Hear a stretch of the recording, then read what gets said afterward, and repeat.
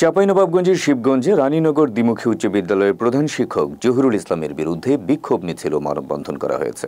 মঙ্গলবার দুপুরে শিক্ষক, শিক্ষার্থী ও অভিভাবকের ব্যানারে প্রতিষ্ঠানটির প্রধান ফটকের সামনে এ কর্মসূচি পালিত হয়।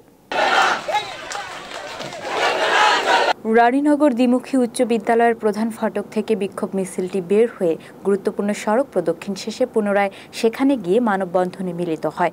ঘণ্টাব্যাপী চলা মানববন্ধনে বক্তব্য রাখেন প্রতিষ্ঠানটির সহকারী প্রধান শিক্ষক আব্দুল জব্বার, সহকারী শিক্ষক কামাল উদ্দিন, ওহাব আলী, রিপন নাহার, বিশারত আলী, বৈষম্য বিরোধী ছাত্র আন্দোলনের নেতা আল বশরি সোহান সহ বর্তমান ও প্রাক্তন শিক্ষার্থীরা। বক্তারা প্রধান শিক্ষকের বিভিন্ন অনিয়ম, দুর্নীতি, বিশৃঙ্খলার অভিযোগ তুলে ধরে তার পদত্যাগের দাবি জানান।